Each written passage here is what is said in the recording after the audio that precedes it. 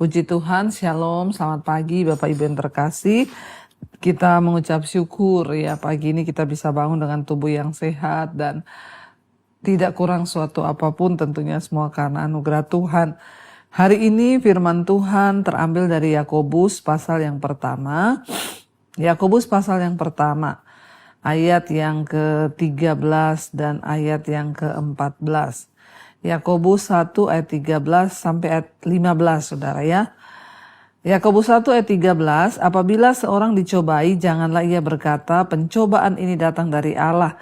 Sebab Allah tidak dapat dicobai oleh yang jahat, dan ia sendiri tidak mencobai siapapun. Tetapi tiap-tiap orang dicobai oleh keinginannya sendiri, karena ia diseret dan dipikat olehnya. Dan apabila keinginan itu telah dibuahi, ia melahirkan dosa. Dan apabila dosa itu sudah matang, ia melahirkan maut.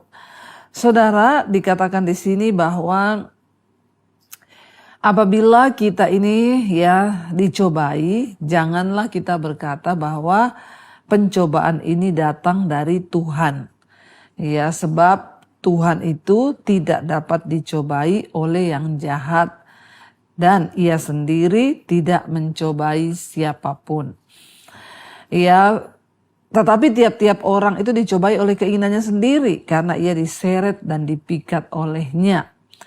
Ya, seringkali kita ini dalam hidup ini banyak kali menghadapi yang namanya ya pencobaan, saudara. Ya, dan kebanyakan ya pencobaan itu terjadi ya karena kesalahan kita. Tetapi banyak orang yang berkata bahwa ya ketika mereka dalam masalah, saya sering kali mendengarkan orang itu ya WA konseling, Bu, ya kenapa Tuhan itu ya mencobai saya begini? Ya kenapa saya dapat suami kayak begini? Kenapa pencobaan di hidup saya ini berat ya? Kenapa saya dicobai oleh begini-begini dan begini? Saudara, seringkali kita menuduh bahwa ya Tuhan itu penyebab dari semua masalah dan pencobaan yang terjadi di hidup kita. Tapi di sini firman Tuhan berkata ya bahwa apabila kita dicobai, jangan pernah berkata bahwa pencobaan ini gara-gara Tuhan. Ya, kita nih suka menyalahkan Tuhan. Ya, seringkali kita suka ya berkata ya kenapa Tuhan? Jangan pernah berkata bahwa ya Tuhan penyebab dari semua persoalan di hidup kita.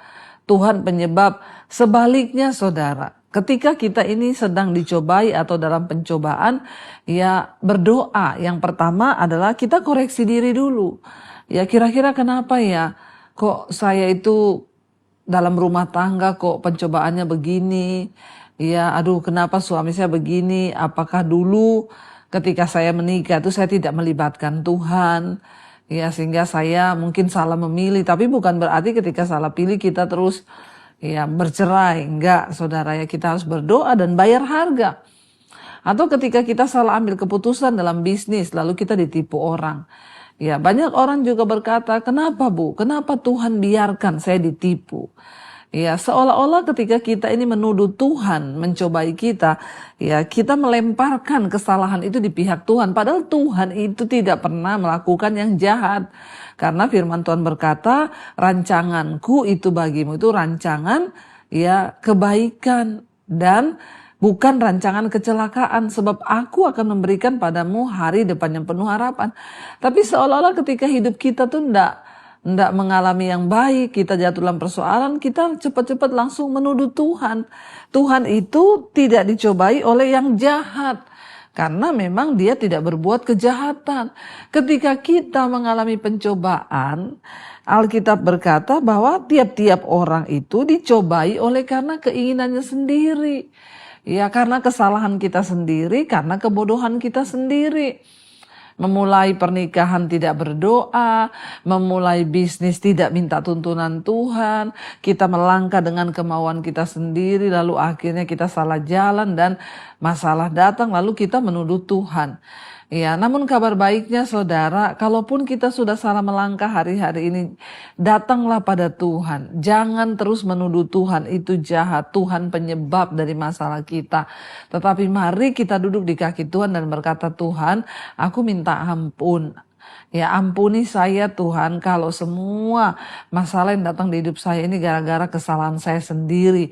Saya minta ampun Tuhan. Tapi firman Tuhan berkata bahwa Tuhan itu turut bekerja dalam segala perkara untuk mendatangkan kebaikan di hidup kita.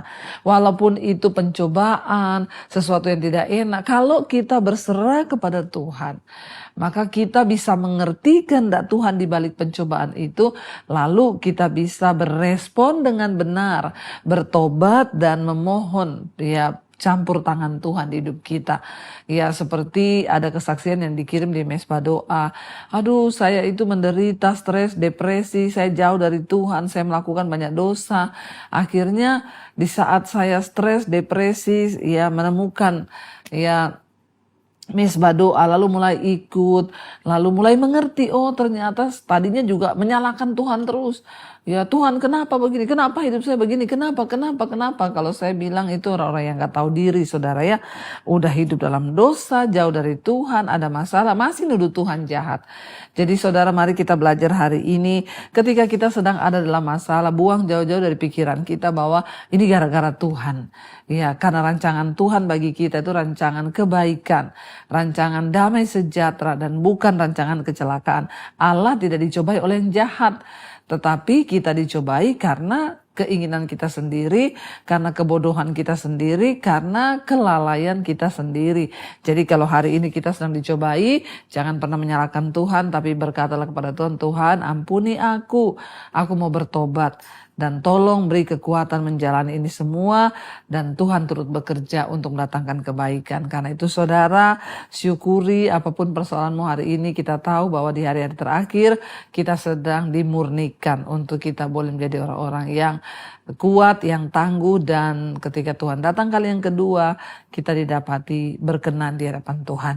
Mari kita mau tundukkan kepala, kita renungkan firman ini. Terima kasih Tuhan, kami mengucap syukur.